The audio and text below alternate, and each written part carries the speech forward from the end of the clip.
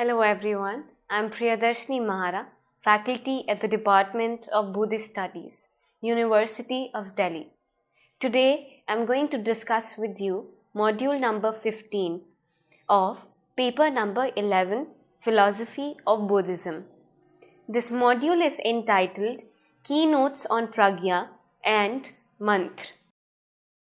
Pragya is the sixth of the six paramitas or perfections in the Buddhist concept in following the Bodhisattva path.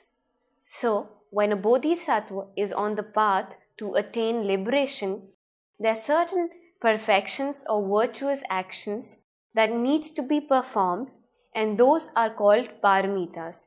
So here, when we talk about Pragya, Pragya is the sixth of those six paramitas. It is referred as wisdom or understanding, that is, the ability to extinguish afflictions and bring about enlightenment. Simply stated, it is the field of pure consciousness beyond concepts, beliefs, and imaginations. So when we talk about Pragya, it is something which is the field of pure consciousness. It is beyond concepts, beliefs, and imaginations. So, this wisdom is the pure wisdom which is not made by imaginative beliefs or concepts. Pragya or wisdom is not an ordinary wisdom. The word wisdom states that it cannot be expressed by the full extent of the meaning of word Pragya. So when we generally see that while we translating a particular word into some other language, it tends to lose that essence or that meaning or that effect. So here, when we using this word wisdom for Pragya, it is not the literal translation of Pragya. However, it is the closest translation of this word Pragya. Soto Zen teacher Taijin Dan Ligton wrote, knowledge, Gyan in Sanskrit, etymologically related to the Greek gnosis, is contrasted with wisdom, as this knowledge refers to practical understanding of the workings of phenomena in the conventional world, not useless knowledge just learned for knowledge's sake, memorizing facts and information by rote as is done for regulation on tests in some unimaginative educational systems.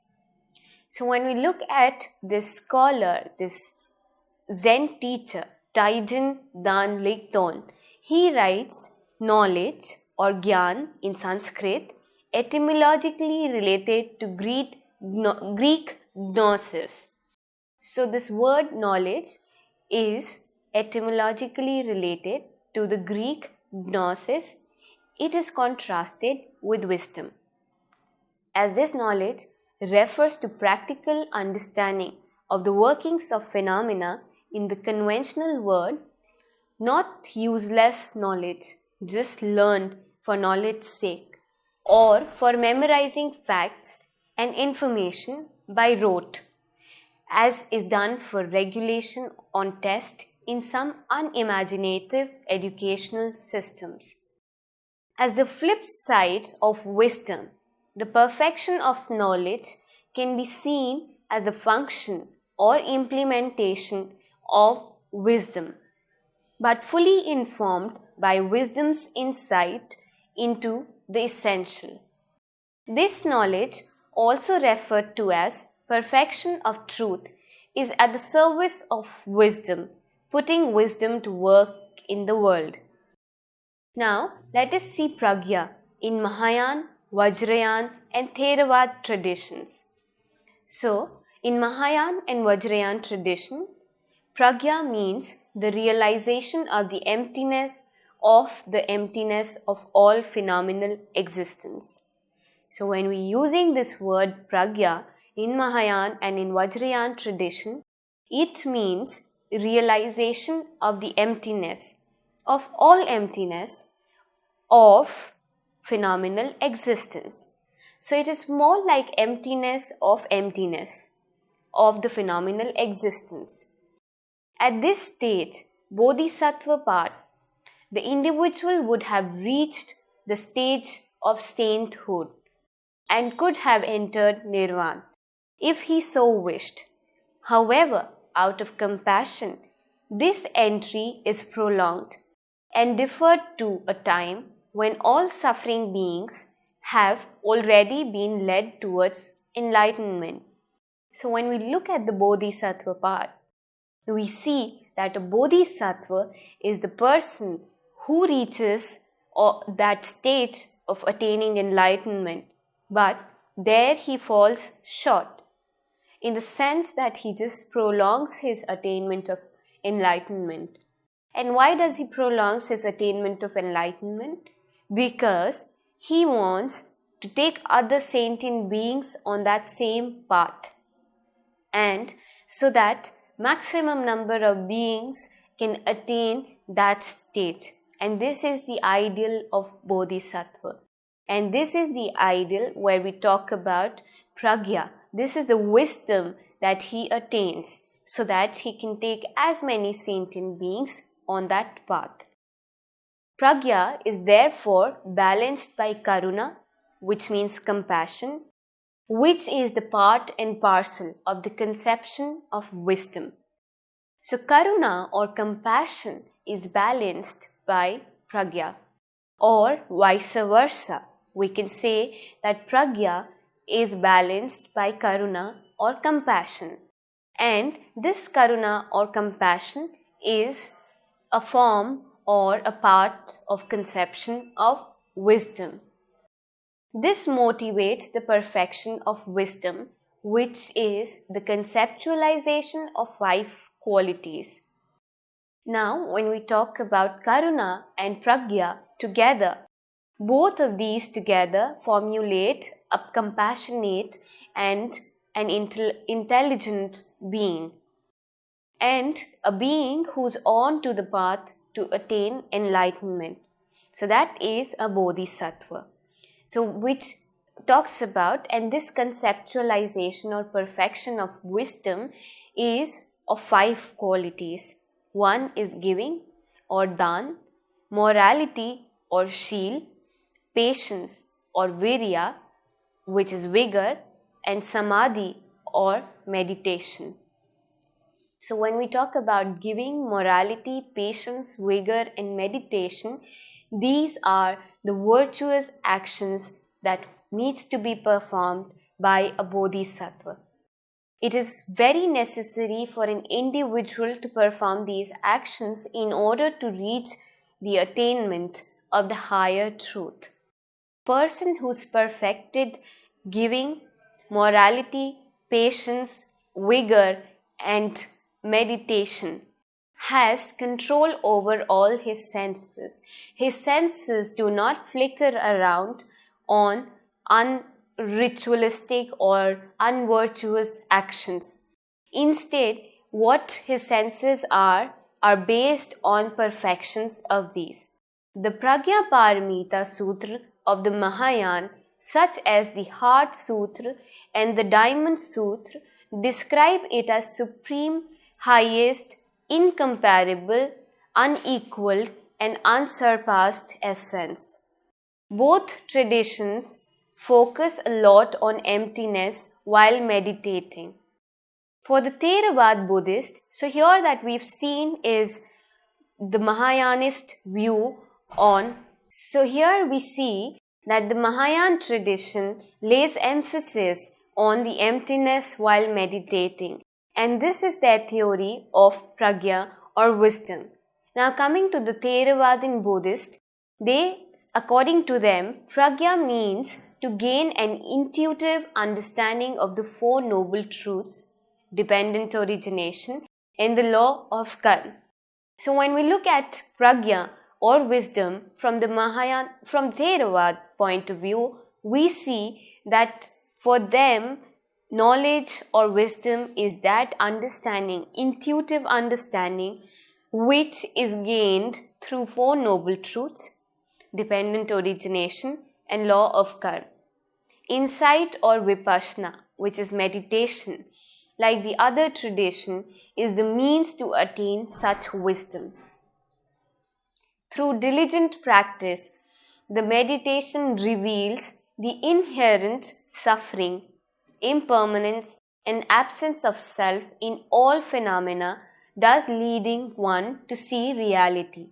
So when we look at the Theravadin point of view or Theravadin understanding of Pragya, and then we also see the Mahayana understanding of Pragya, we see that there's a lot of similarity in the sense that Mahayanists talk about the Bodhisattva who's on the path to attain enlightenment and perfection. Pragya is one of the perfection that is required to be ability, to be one of his ability in order to attain liberation. And here when we're looking at the Theravadin point of view, we see that it is Pragya for them also means that intuitive understanding that the phenomenal existence is full of suffering, it is dependently originated. So everything that is existing is dependent on other factors for its existence. And this is the basic understanding with which even the Mahayanist tradition begins. So when we look at Nagarjuna, who is the expounder of Madhyamik philosophy, we see that he also talks about dependent origination. He talks about the impermanence of phenomenal existence and also of no self. So when everything is dependent on other factors for its existence, then how can we talk about an individual self? Doesn't make sense to talk about I, me or mine. And the same understanding is elaborated or picked up by the Theravadins, and they mean Pragya by that wisdom, the wisdom of understanding the phenomenal existence, the wisdom of understanding that there is something higher which is beyond this phenomenal existence and which we want to reach to. So, till now what we've seen is Pragya. What does Pragya in general terms mean? And then we've talked about Pragya according to Mahayanist view and according to Theravadin view. Now, let us see the 3 kinds of Pragya. Pragya is basically divided into 3 kinds. The Mahayans are believed to be the first to effectively conceptualize Pragya.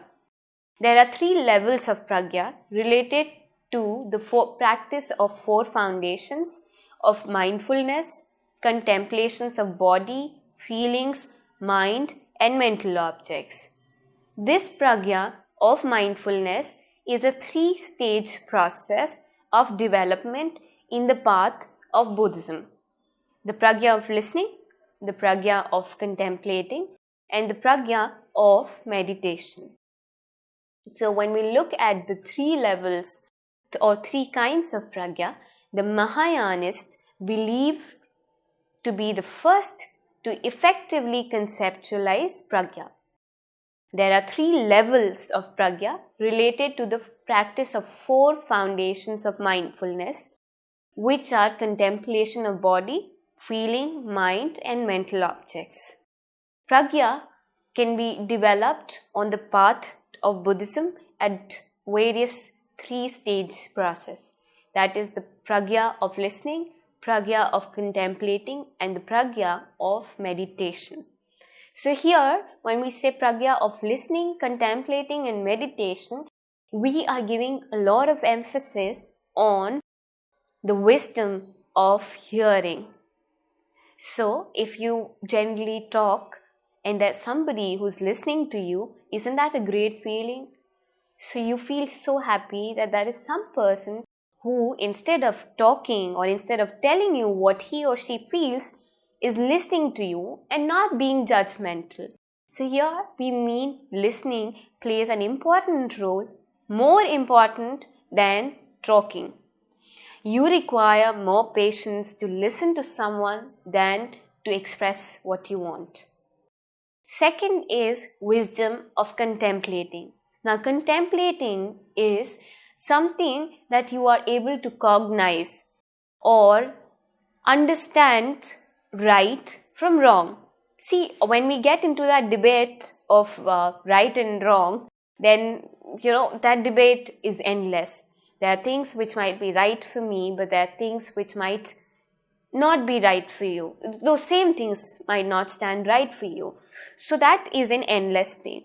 We can go on debating on this particular issue of subjectivity and objectivity and the whole idea of right and wrong. So what I'm trying to say here is that anything that hurts any other person, mentally, physically, or even through speech, is wrong. And this contemplation is necessary. And then comes the wisdom of meditation. So once you attain that wisdom of meditation, once you've perfected that wisdom of meditation, you have control over your senses. And every action of yours is then wholesome. Every action is wholesome, and even the vipak or resultant will be wholesome. And this is the whole idea of pragya, of wisdom, contemplation, and meditation and listening. When we talk of pragya of listening, we see that pragya of listening or studying the dharma is totally dependent on conceptual mind, on communication, language, and form.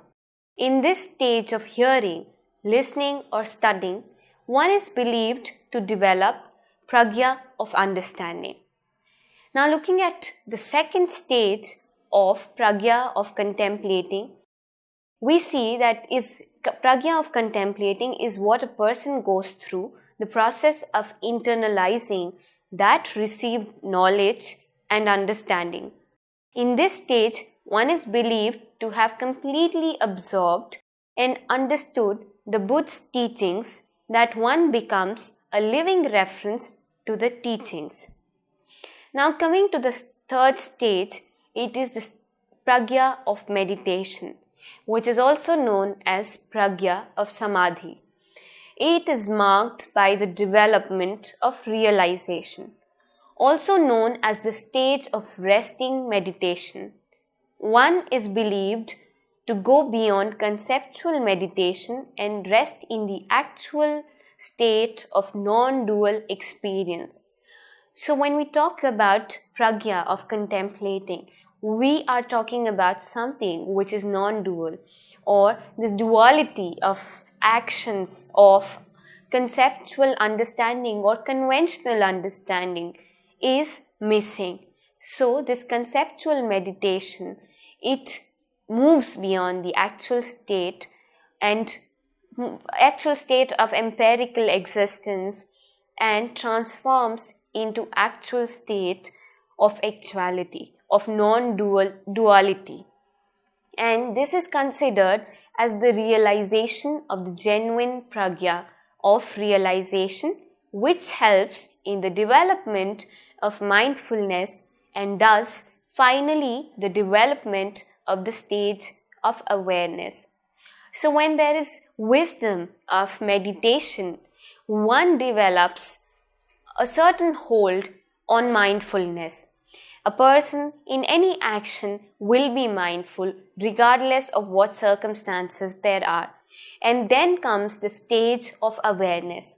Awareness of the empirical existence and awareness that there is something that lies beyond this empirical existence, and that is the ultimate aim or goal of one's life.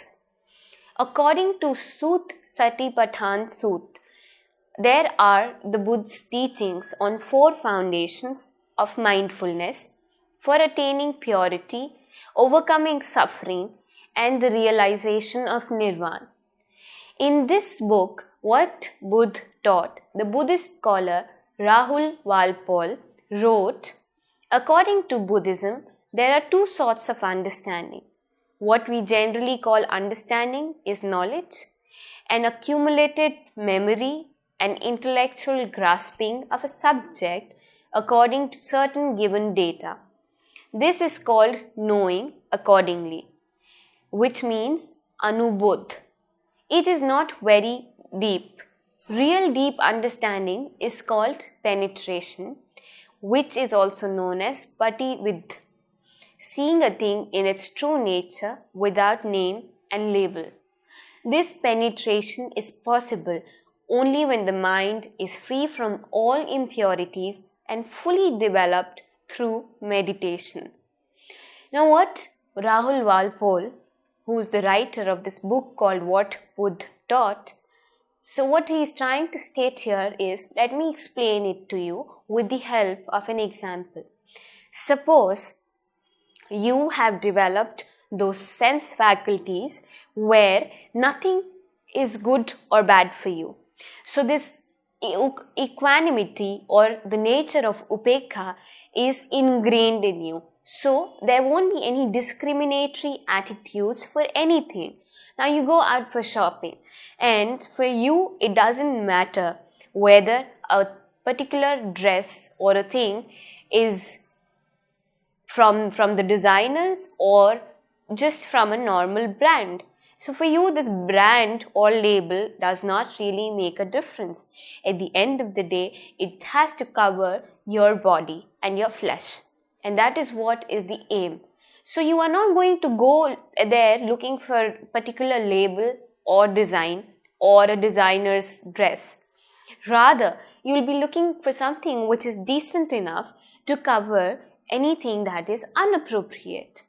So here what we're trying to say that when you have developed those sense faculties, then doesn't matter to you whether a thing is of a particular label or not. All that matters to you is that it has to be virtuous and righteous. It has to take you to the attainment of liberation or nirvana. And this is what is called pragya, or the development of wisdom. Now, in the more commonly known Mahayana, 6 perfections, the sixth and the last is pragya, paramita, or the perfection of wisdom, as we've already discussed. In Mahayana Buddhism, this is equated with realization of truth of shunyata or emptiness. It is understood that shunyata is not something that can be completely understood intellectually. Later Mahayana Buddhists added 4 more perfections to the original 6. So when we look at the early Mahayanists, we see that they talk about 6 perfections or 6 paramitas, and the last or the 6th one is pragya or wisdom. Now we see that the later Mahayanists have added 4 more perfections to the list of paramitas. Paramitas are those actions, virtuous actions, which a bodhisattva needs to follow. So these are, the 4 more are skillful means, which means upay, aspiration or vow, especially bodhisattva vows, spiritual power and knowledge, to make a list of 10. Knowledge does have a place then in the Buddhist practice. Now when we talk about knowledge, we see that it is conceptual in its information, opinions and views.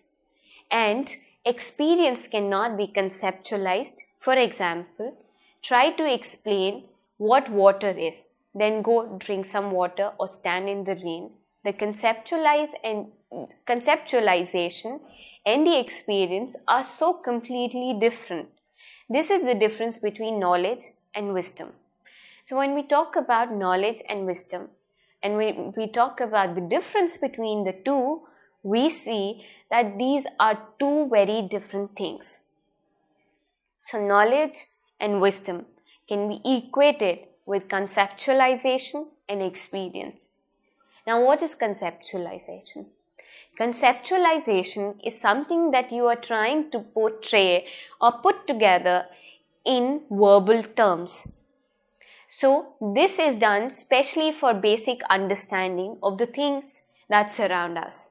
Now when it comes to experiencing something, then you cannot experience a particular thing for me, or I cannot really explain you or define you my experiences in verbal forms. So these two are totally different things. And the same way when we talk about knowledge and wisdom, they are different. So now we see that pragya in Theravada Buddhism is understood to be discerning or penetrating insight into the 3 marks of existence and the 4 noble truths. It also shows relation between Eightfold Path and wisdom.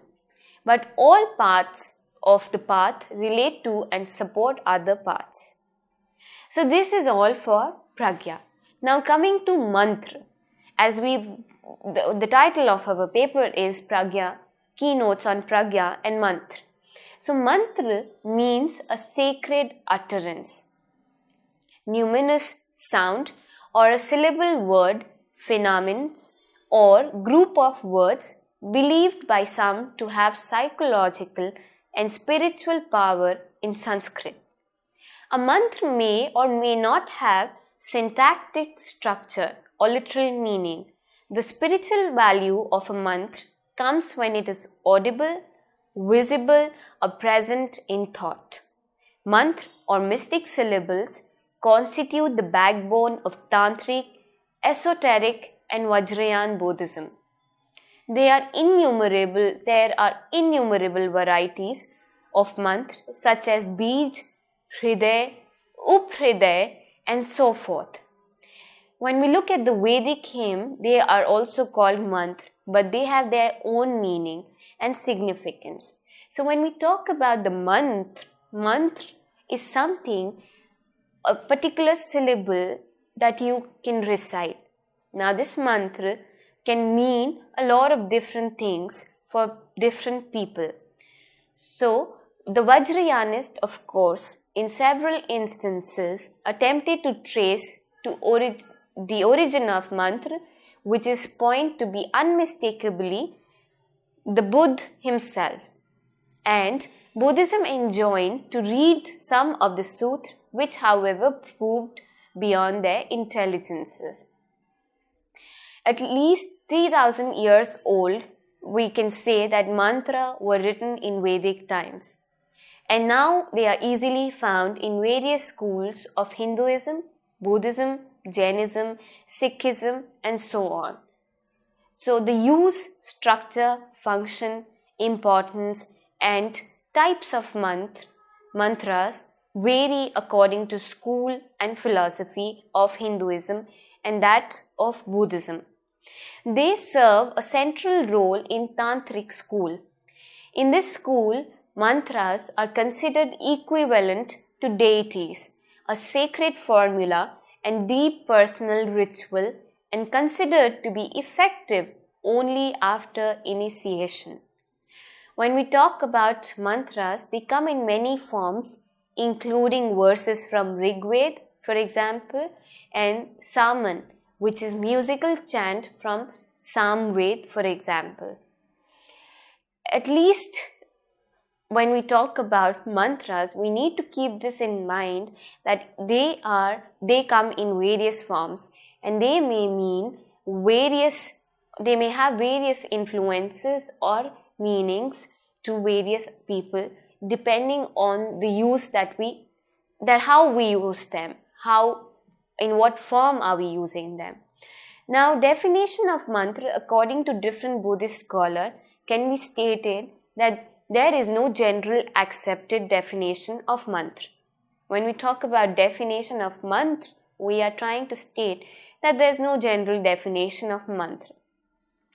Renaud, who is a scholar, has defined mantra as thought. Silburn defined mantras as structured formula of thoughts. Fakhor concludes that mantra are religious thought, prayer, sacred utterance, but also believed to be a spell weapon of supernatural power. So we see that mantra holds various importance to various people. They may act as a way to point out to a reference, or they may also point out to a weapon to harm or to bring about betterment of anyone. One school also suggests mantras are most meaningless sound constructs, while the other holds them to be most meaningful linguistic instruments of mind.